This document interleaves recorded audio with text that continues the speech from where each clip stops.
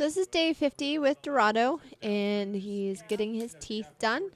So he is lightly sedated, but he also had some wolf teeth that my vet is going. He's kind of numbing where then he pulls out the wolf teeth. But I, of course, like to start all my horses bridleless, but I do have to train them with the bit, but I always like to make sure that I have them comfortable and have their teeth done. So he had a couple of days off after that, and so I'm now working him in the round pen, and you can see he's a little fresh. So I had a couple of little bucks, but I'm gonna work him on the ground some.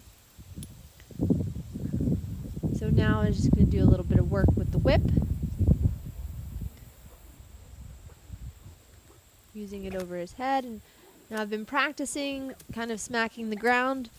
A couple of sessions ago where he had a little bit of irritation where I would smack the ground and he would really posture up. So doing much better. Now this is a little bit of a different whip because it's longer, but been working on popping the whip, making the loud sounds. He's not too worried about this at all. So that's really good. I was really proud of him because like I said, he had had a couple of days off. I had to go to a horse show, and so here I'm starting to do the side pass that I'd worked on as well. And he gives me a couple of really good steps right there. Super good. And he's really good at responding to the cluck sound. He knows that a reward is coming, and he knows that he's done good. So now I'm working the right side.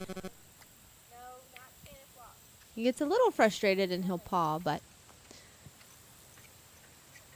just waiting for those one or two steps.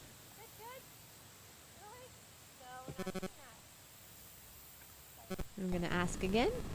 And he gave me some really nice steps right there. It was very good.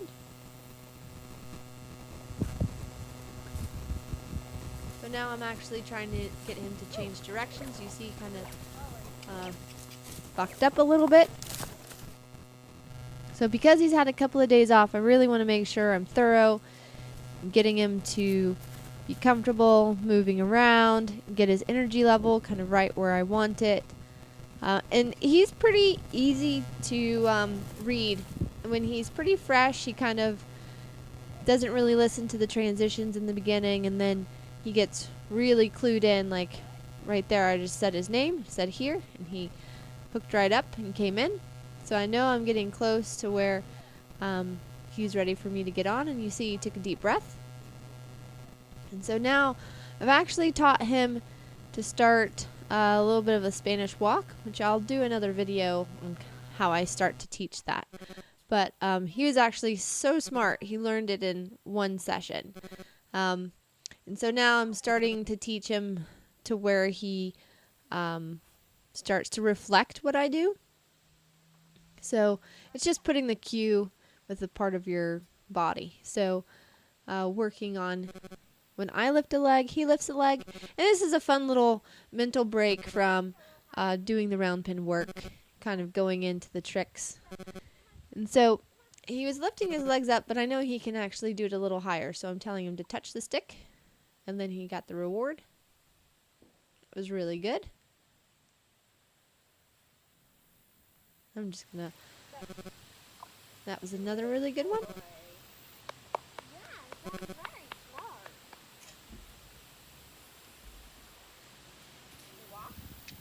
I'm gonna ask him to walk.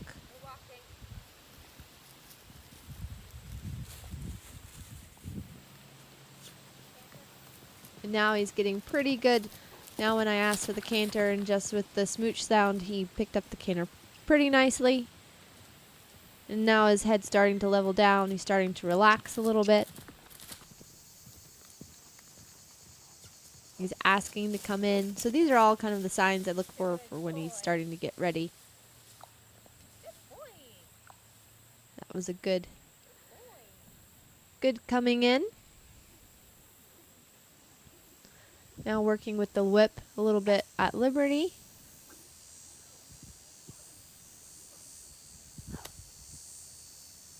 was very good. He got a little worried when I took the stick up and down, so I'm going to go and rub back and around. Pop the whip a couple of times. I'm not always the best at popping the whip with my left hand, but he did pretty well. So it was pretty good. Now, I had ridden him a couple of, I think one more time after he had been ponied. Wasn't able to catch that on film. But again, I'm super proud of him because he did not go backwards in his training after having a couple of days off. I was able to, just worked him on the ground, and I was able to still have the same kind of horse that I ended with after when we had ponied. So really good in his progression. Gonna ask him to trot, and he feels nice and soft. He doesn't feel worried at all.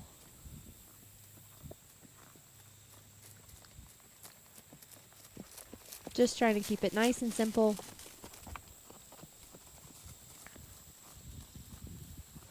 I'm going to ask for the stop, and then change directions.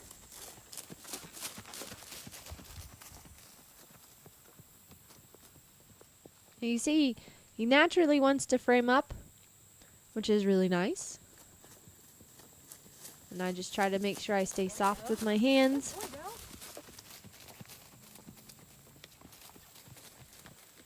Now I'm going to ask him to canter, and he did a lovely transition there.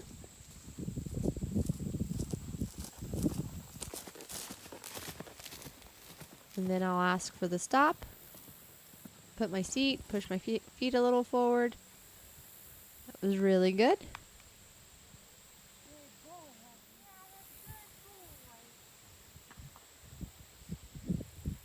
I'll make him back up a couple of steps and change directions with my leg. He felt really nice there. I was really happy with that.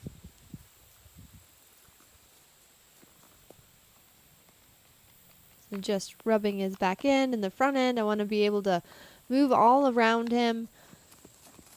The biggest thing, you want them comfortable with movement when you're up there, so in case you lose your balance, then your horse isn't going to get nervous and kind of come undone. So picked up the right lead really nicely. Asked him for the stop. It was really good. I was really happy with how he felt.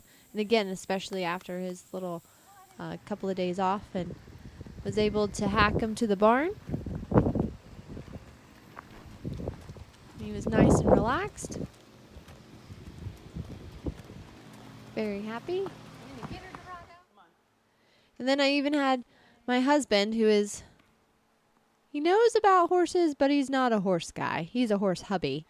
So it's a good little test when my horses are. Dorado is very patient and very well behaved. So, and it's always a good feeling when Timothy feels confident to be around them. So I was really happy, and Dorado did really good. So after I had untacked him and washed him off, I decided to let him introduce him to the bit for the first time. So it's very important kind of how you introduce the bit. I make sure I go very slowly, kind of let the horses open up their mouth on their own. And this is just a plain snaffle. So I'm just going to let him kind of feel it out in his mouth a little bit. And I know since I've had his teeth done, everything is comfortable. While I do always start my horses bitless, I do train them as well to the bridle and to the bit.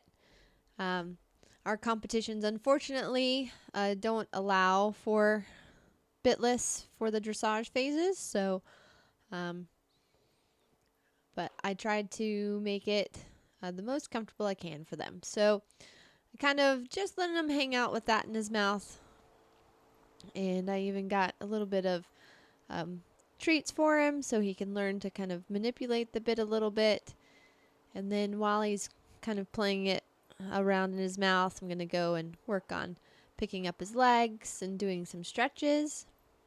to kind of like get him a little distracted from just focusing on the bit. I think it's really important to just have the bit on in the beginning stages. When they're not doing any work or anything, they're just kind of hanging out with it. So now I'm asking him to move over. Asking him to back up a step. Pick up this leg, and we're just doing some stretches. I'm getting him to stretch his little hamstrings and then stretch his hips out. That was pretty good. He sometimes gets a little bit nervous when I do that, so he actually handled that really well. So now I let him have that in there for about 10 or so minutes, and taking off the bridle is just as important as putting it on. So I like to sit there and kind of let the horses hold it. I just don't want to pull the bit out of his mouth, so I'm going to take it off nice and slowly. And he handled that really well. So it was a good day for Dorado.